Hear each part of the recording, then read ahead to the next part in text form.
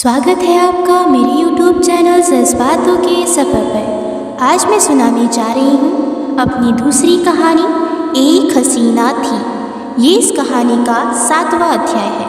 मुंबई। अहान के घर पर सुबह के 9 बजे। अहान का आज जन्मदिन होता है। अहान अपने सारे काम पहले ही ख़त्म कर चुका होता है। आज उसे कहीं भी नहीं जाना होता, इसलिए अहान आज देर तक सो रहा होता है। अहान अपने कमरे में सो रहा होता है कि तभी रूही उसके कमरे में उसे बर्थडे विश करने आती है। रूही अहान को सोते हुए बहुत प्यार से देख रही होती है और खुद से ही बातें करते हुए कहती है, अहान आप सोते हुए भी कितने क्यूट लगते हैं। इतना कहकर रूही अहान को जगाने लगती है। रूही अहान को जगा रही होती है कि तभी अहान नींद में ही कहता है, रोज़ आती हैं सपनों में आप और मेरी आंखें खुलते ही चली जाती हैं। आज मैं आपको कहीं नहीं जाने दूंगा। इतना कहकर अहान रूही को अपनी तरफ खींच लेता है। अहान जैसे ही रूही को अपनी तरफ खींचता है कि तभी रूही तेज़ से चिल्लाते हुए अहान से कहती है, अहान। रूही के तेज़ से चिल्लाने की वजह से अहान की नींद टूट जाती है। अहान आंखें खोलते ही रूही को देखकर चौंक जाता है। अहान रूही को देखकर हैरान होते हुए और डरते हुए कहता है, रूही आप यहाँ कैसे आई? तभी रूही अहान से कहती है, अहान मैं आपको यहाँ बर्थडे विश करने आई थी, लेकिन यहाँ आकर मुझे पता चला कि आप क्या क्या सपने मेरे बारे में देखते हैं। तभी अहान रूही को समझाने लगता है कि रूही आप गलत समझ रही हैं, हम नींद में थे इसलिए हमें पता नहीं चला कि आप कब आई, प्लीज़ हमें माफ़ कर दीजिए। रूही अहान को माफ़ी मांगते देख हंसते हुए कहती है, मैं तो मजाक कर रही थी, मुझे बुरा नहीं लगा। Happy birthday Ahaan. इतना कहकर रूही मुस्कुराते हुए वहाँ से चली जाती है। ये बात शाम 6 बजे। अहान का जन्मदिन होता है, इसलिए पूरा Malhotra mention white and blue balloon से डेकोरेटेड होता है। चारों तरफ रोशनी ही रोशनी होती है। अहान ने आज ब्लैक शर्ट ब्लैक टाई के साथ मरून कलर की कोट पहनी होती है, जिसमें वो बहुत हैंडसम लग रहा होता है। रूही ने आज ब्लू कलर का सूट पहना होता है, जिसमें वो बहुत खूबसूरत लग रही है। अहान अपनी पार्टी में कोई भी बाहर के लोगों को नहीं बुलाता है, क्योंकि आज उसे हसीना की सच्चाई जाननी होती है। फिर अहान केक कट करने लगता है।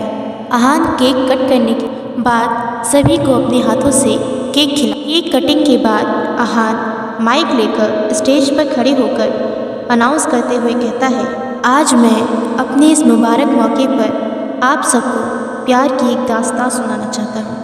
ये कहानी हसीना और अर्शमान वाहिद की है। मैं ये कहानी अपने शायरी और अपने शब्दों में सुनाऊंगा, जिसे नाटक के ज़रिए मैत्री और प्रोफेसर रेहान आप सभी को दिखाएं। इस कहानी के ज़रिए आज की शाम को और दिलचस्प बनाना चाहता हूँ मैं। तो इस कहानी को शुरू करने के लिए मेरी पहली शायरी है।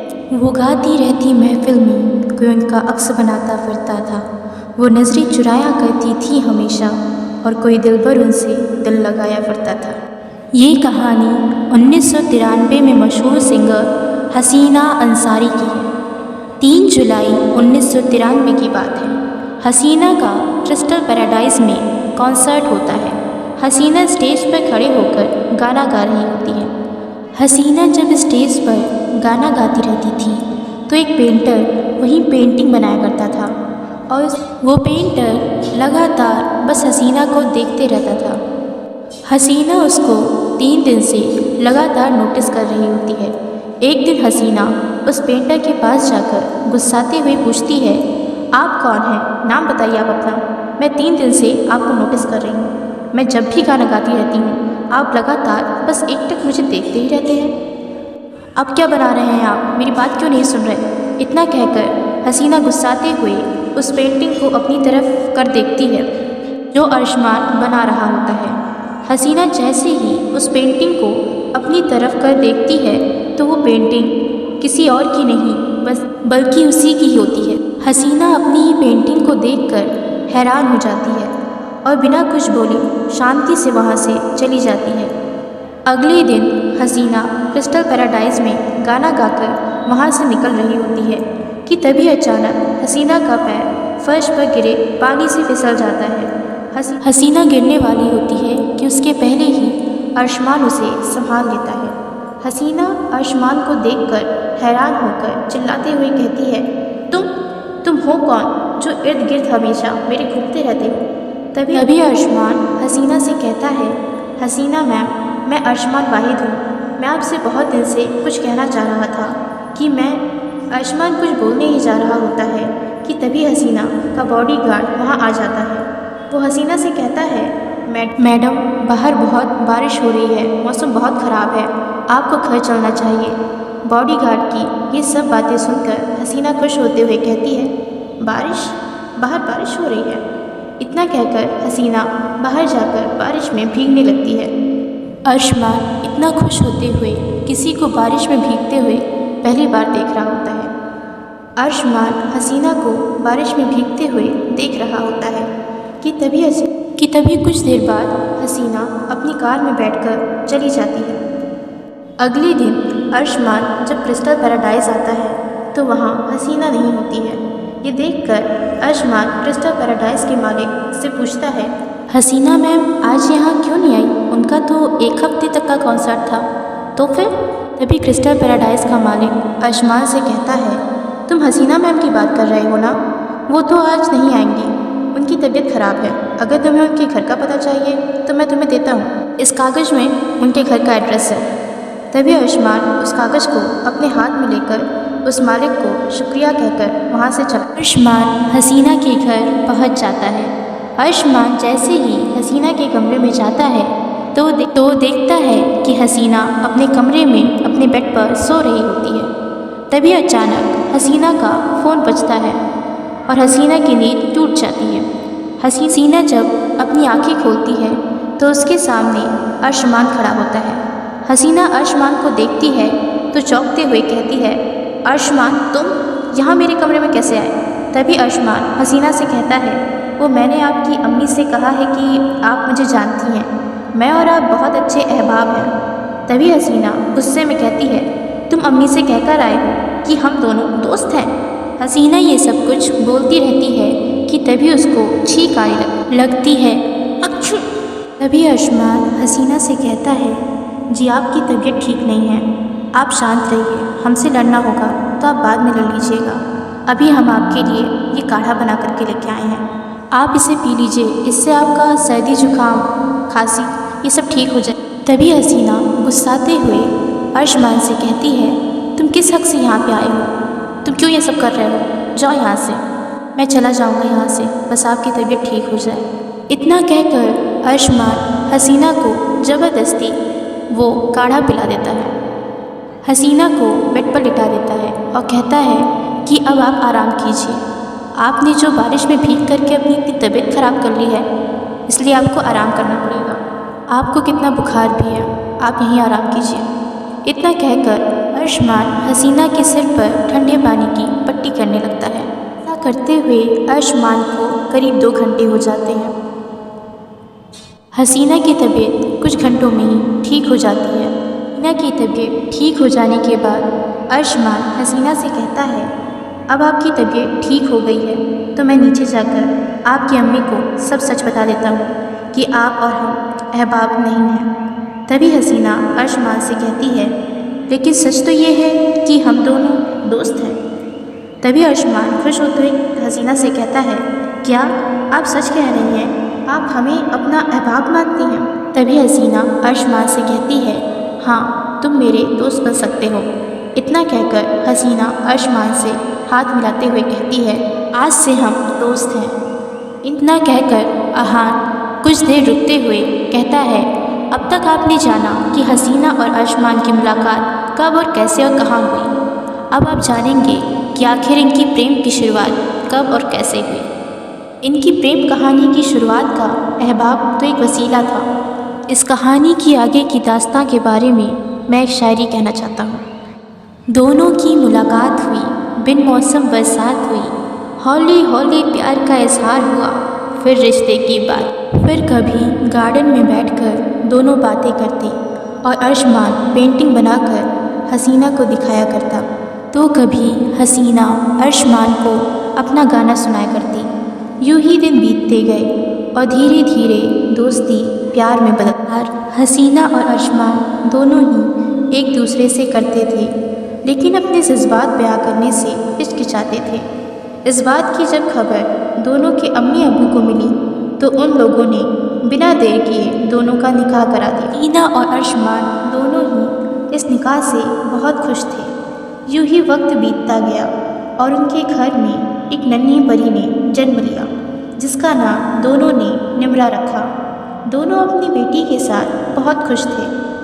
31 दिसंबर 1995 को रात 8 बजे हसीना के फ़ोन पर हसीना के दोस्त इब्राहिम का फ़ोन आता है। हसीना फ़ोन उठाती है और इब्राहिम से कहती है, अरे इब्राहिम, आज इतने दिन बाद फ़ोन किया, क्या हाल है? घर में सब खैरियत तो है? तभी इब्राहिम हसीना से कहता है, हाँ, घर में सब खैरियत है। वो मैंने तुम्हें और तुम्हारे शौहर को आज रात की न्यू ईयर पार्टी के लिए इनवाइट किया है। तभी हसीना इब्राहिम से कहती है, इब्राहिम, मैं नहीं आ पाऊँगी क्योंकि मुझे निम्रा को भी संभालना है, लेकिन तुम परेशान मत हो, मेरे शौहर अरशमान वाहिद तुम्हारी न्यू ईयर पार्टी में ज़रूर आएंगे। तभी इब्राहिम कहता है, हाँ हसीना, तुम बिल्कुल सही कह रही हो। निम्रा अभी 1 साल की ही तो है, उसके लिए कहीं जाना सही नहीं है। तुम निम्रा के साथ घर पर ही रुको, तुम अपना और निम्रा का ध्यान रखो। अच्छा ठीक है, अब मैं फ़ोन रखता हूँ। इतना कहकर इब्राहिम कॉल कट कर देता है। कॉल कट जाने के बाद अरशमान कमरे में आकर बेड पर बैठकर हसीना से पूछता है, हसीना, किसका कॉल आया था?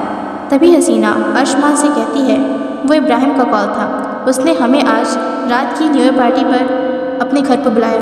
मैंने उससे कह दिया है कि मैं और निम्रा नहीं आ रहे हैं, इसे वहाँ पार्टी में कौन संभालेगा? तभी अरशमान हसीना से कहता है, क्यों तुम नहीं जाओगी?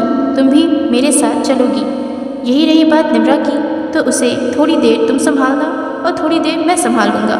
यही फाइनल है। हम 1 घंटे में अपनी कार से निकलेंगे, तुम जल्दी से तैयार हो जाओ। कुछ देर बाद तीनों कार से निकल जाते हैं। इतनी कहानी सुनाने के बाद कर्टन क्लोज हो जाता है।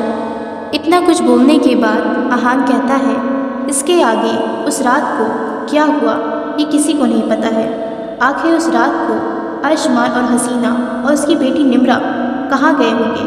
उन तीनों को क्या हुआ होगा ये किसी को नहीं पता।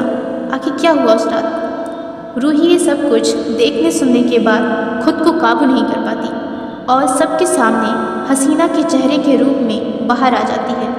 रूही एक खूबसूरत डरावनी भूत जैसी लग रही होती है। रूही अपने भूत के अवतार में आ जाती है। अहान की बर्थडे पार्टी में अहान की फैमिली, मैत्री की फैमिली, प्रोफेसर रेहान की फैमिली और सभी लोग मौजूद होते हैं।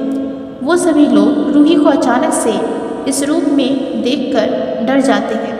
वहीं दूसरी ओर रूही जो भूत बन चुकी होती है, वो तेज़ तेज़ गुस्साते हुए अहान से कहती है, अहान, तुम सच्चाई जानना चाहते हो कि उस रात को क्या हुआ? तो सुनो ध्यान से कि उस रात को क्या हुआ। मैं और अरशमान अपनी 1 साल की बेटी निम्रा के साथ कार में बैठकर इब्राहिम के घर न्यू ईयर पार्टी में जा रहे थे, लेकिन जब अरशमान ने ब्रेक लगाने की कोशिश की तब ब्रेक ही नहीं लग रहा था। तभी अचानक हमारी कार के सामने एक ट्रक आ गई जो हमारी कार को तेजी से टक्कर मारकर वहाँ से गायब हो गई।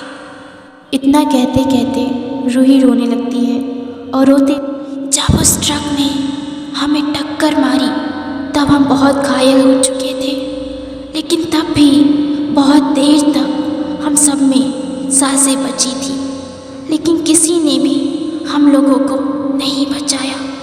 उस रास्ते से बहुत लोग गुजरे, लेकिन किसी ने हमारी मदद नहीं की। मैंने उसी दिन से मरते वक्त ये सोच लिया कि जिसने भी मुझे और मेरे शौहर और बच्चे को मारा है, मैं उससे अपना बदला लेकर रहूँगी। अगर अगली जन्म कोई भी मुझे अपने प्यार और बच्चे से दूर करना चाहा, उसे कोई तकलीफ़ देना चाहा, तो मैं उसे जिंदा नहीं छोड़ूंगी और सबको मार दूंगी। इसीलिए मानव चैन को मैंने मार दिया, क्योंकि वो अहान को मारने वाला था। वो मेरे प्यार को मुझसे दूर करना चाहता था। जंगल में उन सभी गुंडों को भी मैंने ही मारा है, क्योंकि वो मुझे मेरी बेटी से दूर करना चाहते थे। वो मैत्री को मारना चाहते थे। तभी मैत्री रूही की बात को बीच में रोकते हुए रूही से कहती है, रूही, ये क्या कह रही हो तुम?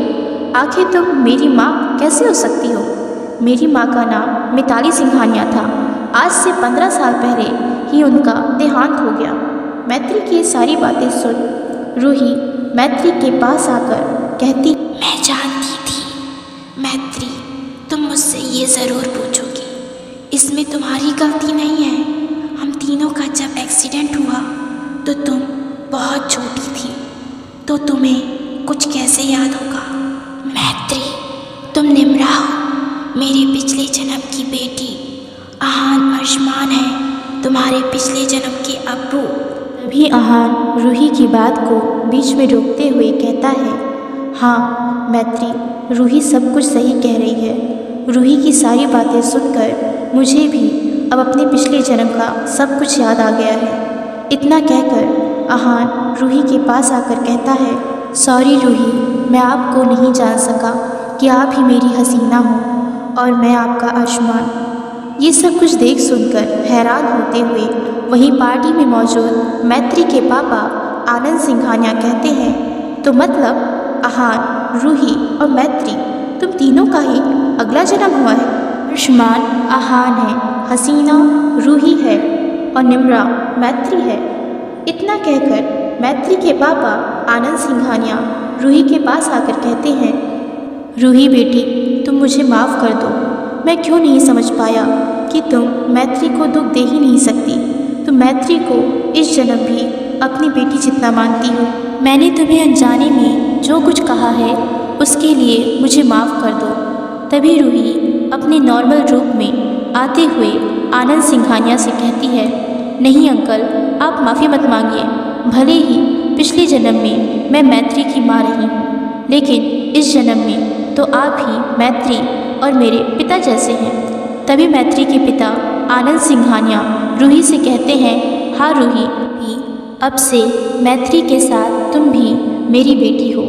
इसलिए आज मैं सबके सामने कहता हूँ कि मैत्री और रूही की शादी की सारी तैयारियाँ मैं करूँगा। तभी आहान रूही से कहता है, रूही, तुम्हें मेरी कसम, तुम मुझसे वादा करो कि तुम अब से कोई खून नहीं करोगी। हमारा खून पिछले जन्म जिसने भी किया होगा उसको मैं ढूंढूंगा, लेकिन अब तुम किसी को नहीं मारोगी। तभी रूही आहान से कहती है, आहान, आप जानते हैं कि मेरे लिए आप सबसे ज़्यादा कीमती हैं। आपकी खुशी के लिए तो मैं अपनी सांसें तक छोड़ सकती हूँ, तो फिर ये क्या चीज़ है?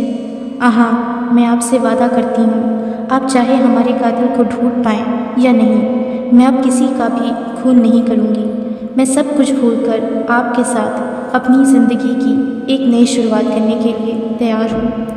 रूही और आहान आपस में बातें करते रहते हैं कि तभी मैत्री रूही के पास आकर दोनों से कहती है, आप दोनों को मैं पहले से ही बहुत मानती थी।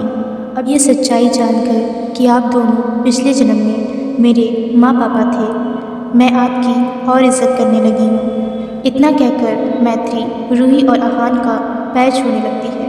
मैत्री को पैर छूते हुए देख प्रोफेसर रेहान भी मैत्री के साथ रूही और आहान का पैर छूने लगते हैं। रूही और आहान उन दोनों को पैर छूने से रोक देते हैं और कहते हैं, तुम लोग हमसे गले मिलो।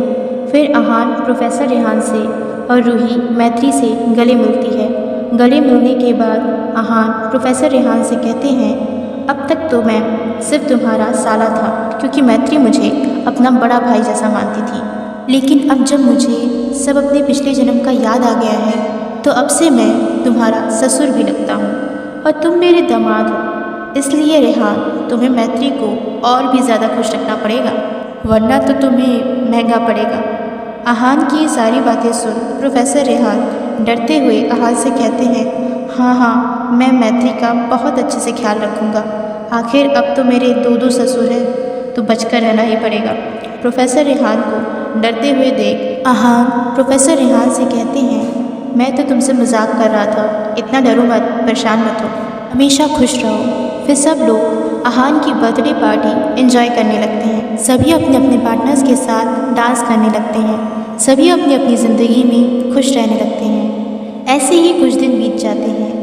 31 दिसंबर रात 9 बजे अहान, रूही और मैत्री तीनों अपनी इंगेजमेंट में पहनने के लिए कपड़े लेने मॉल गए होते हैं। तीनों शॉपिंग करके अहान की कार में बैठकर घर जाने लगते हैं। अहान कार चला रहा होता है। रात बहुत हो चुकी होती है। दिसंबर का महीना होता है।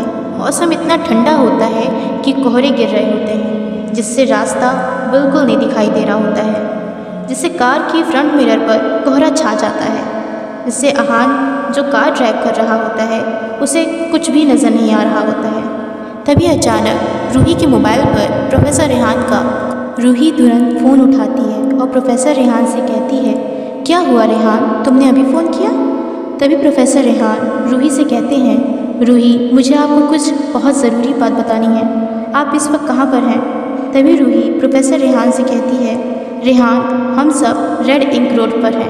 तभी प्रोफेसर रेहान रूही से कहते हैं, रूही मैं आपसे कहना चाहता हूँ कि रेहान कुछ कहने ही जा रहे होते हैं कि तभी अचानक रूही की खूब तेज़ से चिल्लाने की आवाज़ रेहान को सुनाई देती है और कॉल अपने आप डिस्कनेक्ट हो जाता है। प्रोफेसर रेहान अचानक से तेज़ी से चिल्लाने की आवाज़ सुनकर डर जाते हैं। प्रोफेसर रेहान कॉल कट जाने के बाद हाथ में पहनी हुई वॉच को देखते हैं तो उसमें वही समय हो रहा होता है जैसा कि रूही, मैत्री और अहान की पिछले जन्म में उनकी मौत के दिन हो रहा होता है। ये सब कुछ देखकर रेहान सभी बातों को अपने दिमाग में फिर से दोहराते हैं कि आज सब कुछ वैसा हो रहा है जैसा पिछले जन्म में हुआ था। वही तारीख 31 दिसंबर, वही समय 9:21 और वही रास्ता red ink road. Professor Rehan को ये समझने में ज़्यादा देर नहीं लगती कि आज फिर कुछ ऐसा होने वाला है जैसा पहले हो चुका है। प्रोफेसर रेहान वो नहीं होने देना चाहते थे जैसा पिछले जन्म में हुआ था, इसलिए वो देर नहीं करते हैं और तुरंत रूही के बताए हुए रास्ते पर पहुंच जाते हैं। प्रोफेसर रेहान जैसे ही उस रास्ते पर पहुंचते हैं तो देखते हैं कि कार पूरी तरह जल गई है और रूही, अहान और मैत्री तीनों जख्मी हालत पर रास्ते पे पड़े हुए हैं और तीनों के ही शरीर से खूब खून बह रहा होता है। ये देखकर प्रोफेसर रेहान देर नहीं करते और तुरंत तीनों को उठाकर अपनी कार में बैठाकर हॉस्पिटल ले जाते। प्रोफेसर रेहान तीनों को लेकर हॉस्पिटल पहुंच जाते हैं। वो ऑपरेशन थिएटर के बाहर बेंच पर बैठकर डॉक्टर के बाहर आने का इंतज़ार करते रहते हैं। प्रोफेसर रेहान के साथ हॉस्पिटल में अहान और मैत्री की फैमिली भी बाहर इंतज़ार कर रही होती है। फिर कुछ घंटे बाद प्रोफेसर रेहान के पास नर्स डेजी आकर कहती हैं, डॉक्टर उन तीनों का ट्रीटमेंट कर चुके हैं और वो सभी खतरे से बाहर हैं, आप सभी जाकर उन लोगों से मिल सकते हैं। इतना कहकर नर्स डेजी वहाँ से चली जाती हैं। नर्स डेजी के जाने के बाद प्रोफेसर रेहान मैत्री के पास, मैत्री के पापा आनंद सिंघानिया रूही के पास और अहान के पापा मम्मी अहान के पास चले जाते हैं। प्रोफेसर रेहान मैत्री के वार्ड में मैत्री से मिलने जाते हैं। रेहान जब मैत्री के पास जाकर बेड पर बैठता है तो मैत्री रेहान को देखकर उठने की कोशिश करने लगती है कि तभी प्रोफेसर रेहान मैत्री को उठने में मदद कर उसे बैठा देते हैं। तभी मैत्री प्रोफेसर रेहान की तरफ देखते हुए कहती है, रेहान आपको क्या हुआ, आप बहुत परेशान लग रहे हैं। तभी प्रोफेसर रेहान मैत्री से कहते हैं, मैत्री आज तुम्हें इस हालत में देखकर मुझे ऐसा लगा जैसे मैं तुम्हें खो ही दूँगा। मैं तुम्हें खोने का दर्द अभी तक नहीं भूल पाया हूँ। मैं एक बार फिर तुम्हें नहीं खो सकता। तभी मैत्री प्रोफेसर रेहान से कहती है, क्या हुआ रेहान, आप क्या बात कर रहे हैं, मुझे कुछ नहीं समझ में आ रहा, अच्छे से बताइए। तभी प्रोफेसर रेहान मैत्री से कहते हैं, तुम अपना ध्यान रखो, मैं अभी आता हूँ। इतना कहकर प्रोफेसर रेहान रूही से मिलने चले जाते हैं। प्रोफेसर रेहान रूही के पास जाकर कहते हैं, रूही जी मैं आपको बताना चाहता हूँ कि पिछले जन्म में आपका, अहान का और मैत्री का एक्सीडेंट मेरी ही ट्रक से हुआ था। तभी रूही प्रोफेसर रेहान से कहती है, ये क्या कह रहे हो तुम, तुम्हारी ट्रक से कैसे हो सकती, बात 28 साल पुरानी है, तब तो तुम होगे भी। तभी प्रोफेसर रेहान रूही से कहते हैं, जिस तरह रूही जी आपका नया जन्म हुआ है उस तरह उस ट्रक ड्राइवर का भी नया जन्म हुआ है। रूही जी पिछले जन्म जब आपका नाम हसीना था तब आपका जिस ट्रक ड्राइवर ने एक्सीडेंट किया उसका नाम दिलजीत था। वो दिलजीत मैं ही हूँ जिसका जन्म अब प्रोफेसर रेहान के रूप। उस रात ट्रक ड्राइवर दिलजीत ने जब आपका एक्सीडेंट किया तो वो वहाँ से भागना नहीं चाह रहा था, वहाँ से जाना उसकी मजबूरी बन गई थी। उस रात जब दिलजीत की ट्रक से आप लोगों का एक्सीडेंट हुआ तभी दिलजीत के मोबाइल पर दिलजीत की बीवी हरलीन का फ़ोन आया। दिलजीत ने जैसे ही अपनी बीवी हरलीन का फ़ोन उठाया तो उसकी बीवी हरलीन ने उससे कहा कि उसे बहुत लेबर पेन हो रहा है, वो जल्दी घर आ जाए। इसलिए दिलजीत ने वहाँ आप लोगों की जान नहीं बचाई और वो अपनी बीवी हरलीन के। लेकिन दिलजीत जब अपनी बीवी हरलीन को हॉस्पिटल ले गया तो डॉक्टर ने कहा आपको बहुत देर हो गई है, आपकी बीवी और बच्चे को हम नहीं। मैंने उस दिन आपको नहीं बचाया और अपने बीवी बच्चों को खो दी। मैं आप लोगों को ना बचा पाने और अपनी बीवी को खो देने की गिल्ट में आत्महत्या कर ली। मैं आप लोगों का कसूरवार हूँ। आप मुझे जो सज़ा देना चाहें आप मुझे दे सकती हैं। प्रोफेसर रेहान की ये सारी बातें सुन रूही प्रोफेसर रेहान से कहती है आप अपने आप को दोषी मत मानिए। आप कभी कभी हम हालातों से मजबूर होते हैं और किस्मत हमें दर्द देने लगती है, इसलिए इसमें आपकी कोई गलती नहीं है और इस बारे में आप किसी से कुछ मत कहिएगा और मैत्री को कुछ भी मत बताइए। मैं अब सब कुछ भूल चुकी हूँ, मुझे किसी से कोई शिकवे गिले नहीं है, इसलिए आप परेशान मत होइए और किसी भी गिल्ट में रहने की कोई ज़रूरत नहीं है। बस आप मैत्री का ध्यान रखिए। आपको मैत्री के पास जाना चाहिए, आप जाइए।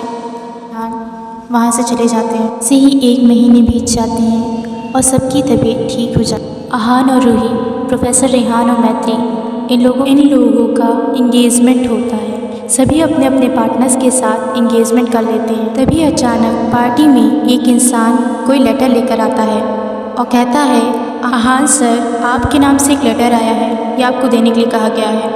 इतना कहकर वो इंसान वहाँ से चला। तभी हसीना अहान के हाथ से वो लेटर लेकर कहती है ज़रा मैं भी देखूँ इस लेटर में है क्या।